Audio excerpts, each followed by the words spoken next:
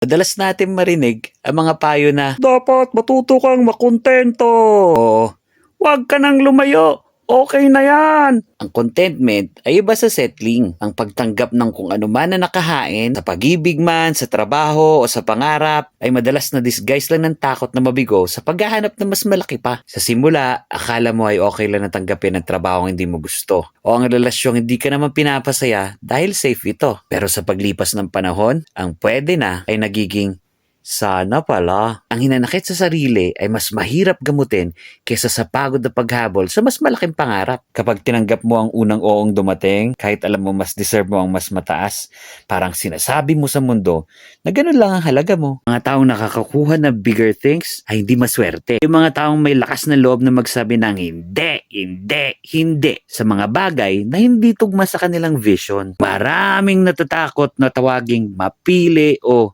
ambisyoso. Pero ang paghahangad na mas malaki ay di kasakiman. Ito ay growth. Ang mundong ito ay malawak.